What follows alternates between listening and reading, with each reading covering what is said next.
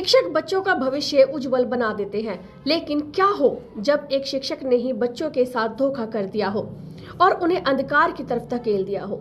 अंबाला से एक ऐसे ही चौंका देने वाला मामला सामने आया है, जिसमें अंबाला के शहजादपुर के गांव के कड़ासन के लोग उपायुक्त कार्यालय पहुंचे, जहां शिकायत देते हुए बताया कि शहजादपुर के गांव कड़ासन के एक सरकारी स्कूल का मुद्दा बहुत ही गंभीर रूप से चल रहा था, जिसमें सरकारी स्कूल के अधिकारियों द्वारा बच्चों का कॉमर्स और मेडिकल में दाखिला ले लिया था, जबकि इस सरकारी स्कूल में कॉमर्स और मेडिकल की पढ़ाई के लिए मान्यता नहीं थी।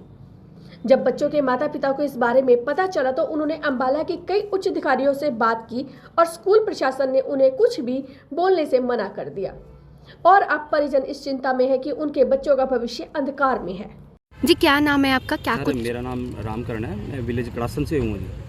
मेरा बच्चा पढ़ता है कुणाल कुमार, कक्षा 11वीं में जी।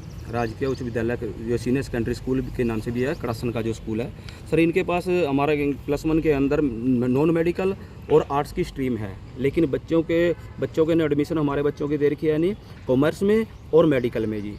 अब देखो एग्ज़ाम शुरू हो गए हैं जी, लेकिन हमें यही नहीं पता कि बच्चा कहाँ एग्ज़ाम दे रहा है। CCL हमारे कैसे मिलेगी या ट्रांसफ़र करेंगे, ये बच्चों को कैसे करेंगे, हमें कुछ नहीं पता लग रहा जी। लेकिन हमें ये गुमराह कर रहे हैं, ना ही हमें कोई डॉक्यूमेंट दे रहे हैं जी। MIS पे बच्चे है या नहीं है, हमें उसका भी कोई भी प्रमाण नहीं दे रहे जी। हम कई बार पेरेंट्स होकर इकट्ठे होकर गाँव की तरफ से आसपास के जो गाँव के बच्चे हैं सभी मिलने के लिए जा चुके हैं, लेकिन जो प्रिंसिपल है वो CCL पे है जी। और दूसरी बात, जो इंचार्ज है मोनिका नरवाल, वो हमारे से अच्छे से बात नहीं करती जी। वो गुमराह कर रही है कि आपके बच्चों का एग्ज़ाम भी हो जाएगा। एग्ज़ाम तो हम सर देना चाह रहे हैं, लेकिन हम चाह रहे हैं कि बच्चों का साल ख़राब ना हो। हमारे बच्चों ने जो पढ़ाई की है कॉमर्स की और मेडिकल की, हमारे बच्चे कॉमर्स और मेडिकल के ही एग्ज़ाम दें और हमें आगे के लिए अगला ये साल भी ना ख़राब हो, आगे के लिए कोई दिक्कत ना आए +2 में। तो आप लोगों को कैसे पता लगा कि स्कूल जो है वो इस स्ट्रीम में जो है वो पढ़ा नहीं सकते? इसमें क्या था, ये एक शेरपुर की मैडम थी, वो इन्होंने लगा रखी थी पढ़ाने के लिए बच्चों के पास। मोनिका नरवाल, रंजना जी, सॉरी रंजना है मैडम शायद उनका नाम। तो वो पढ़ा रहे थे, 4-5 महीने उन्होंने पढ़ाया, जबकि वो मैथ की टीचर है, हमें पता लगा। पास के गांव से उन्होंने ली है और BO ने उनको ऑर्डर किया है। BO उनके साथ मिली हुई हैं, BO उनको हर केस में से बचाने की कोशिश कर रहे हैं। लेकिन जब हम गए हैं तो बच्चों के 2-3 महीने पढ़ाने के बाद बच्चे जो है फ्री हो गए। बच्चों ने घर पे बताया, पता लगा कि बच्चों के पास तो कोई टीचर ही नहीं है, क्योंकि स्ट्रीम ही नहीं है इनके पास जी। तो बच्चे कैसे पढ़ाएंगे जी? पढ़ रहे हैं वहाँ पे। बच्चे को जब पढ़ाई ख़राब होगी, बच्चे बैठ के स्कूल में ऐसे जाते थे। इस दौरान अगर बच्चे नॉन मेडिकल की क्लास में जाते थे, उनको गेट आउट किया जाता था। आर्ट्स में जाते थे, बोल रहे आपकी स्ट्रीम ही नहीं है, आप जाओ, आपकी क्लास नहीं है, आप बाहर जाओ।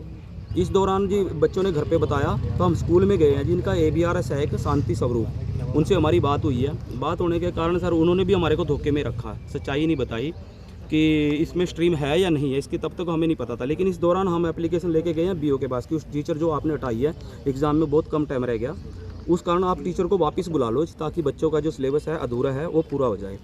लेकिन उसके बावजूद भी उन्होंने मना कर दिया कि उस टीचर को हम नहीं बुला पाएंगे। हमने कारण पूछा, प्रिंसिपल को फ़ोन किया BO ने, और स्पीकर पे कॉल की गई है, लेकिन उन्होंने उसके टीचर के बारे में थोड़ा गलत बोला कि वो झगड़ा वगैरह करते हैं, हमारा आपस में झगड़ा है इनके साथ और हमें वो अच्छी नहीं लगती टीचर, वो तो शेरपुर की क्लास की है स्कूल की, और हम नहीं उसे दोबारा बुलाएंगे। लेकिन हमने इसी कारण पूछा जी, ये तो देखो बच्चों के ऊपर असर पड़ रहा है, आपकी आपस में तू मैं अगर कोई हो भी रही है।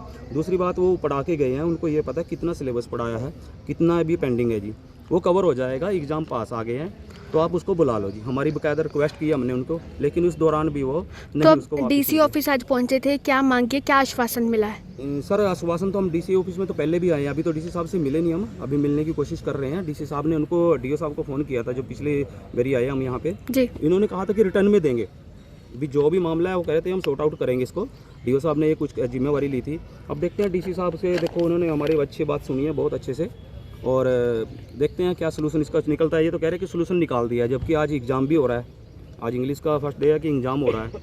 लेकिन इसमें दौरान BO ने सर, जो टीचर हम BO के पास पहुँचे हैं बीच में, जो हमारा पहले मैटर आ रहा था, इन्होंने हमारे को एक PGT टीचर दे दिया था पतड़ी स्कूल से जी, वो दे दिया, लेकिन वो पढ़ाई करा रहे हैं, लेकिन पूरा नहीं पढ़ाई करा, वो सिलेबस पूरा नहीं करा पाए। अभी एग्ज़ाम भी शुरू हो गए। देखो तो कुल कितने बच्चे हैं?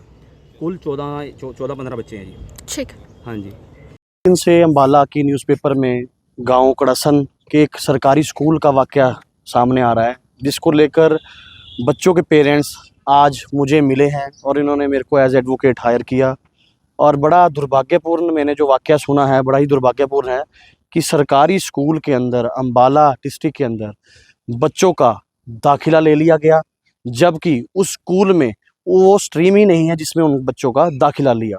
और उस दौरान ही जब ये खुलासा होता है तो जो पूर्व में वहाँ पे प्रिंसिपल थी वो कटारिया जी, वो सीसीएल लीव पर चले जाते हैं। जो प्रेजेंट वहाँ पे प्रिंसिपल का कार्यभार संभाल रही है मोनिका मैडम, उनको जब ये अपने कागज मांगने जाते हैं तो वो इनको डराती धमकाती है, बच्चों को धमकाया जाता है। मेरे पास जो पेरेंट्स है, कुणाल कुमार बच्चा है, उसके फादर रामकरण, उनके बच्चे को स्पेशली डराया जाता है कि अगर तुम डीसी पे पेश हुआ तो मैं ये कर दूंगी। उसको बुरी तरह डराया जा रहा है। हमारे देश के अंदर स्वतंत्रता होने के बाद भी बच्चों के साथ ऐसा बिहेव बड़ा ही दुर्भाग्यपूर्ण है। मैं इसको लेकर अभी डीओ साहब से मेरी बात हुई है और मैं अभी डीसी साहब से मिलूंगा और पूरा आश्वासन है कि इनको पूरा कार्रवाई होगी। और मेरी तो एक ही मांग है कि स्कूल की प्रिंसिपल और टीचर्स जो काम कर रही हैं उनको सस्पेंड किया जाए और उनके खिलाफ एफआईआर बनती है, इसमें मुकदमा बनता है, क्योंकि उन्होंने बच्चों के साथ साजिश के तहत उनकी स्कूल में एडमिशन ले ली और बच्चों को स्ट्रीम नहीं पता, रोल नंबर नहीं पता और बच्चों को डराया जा रहा है।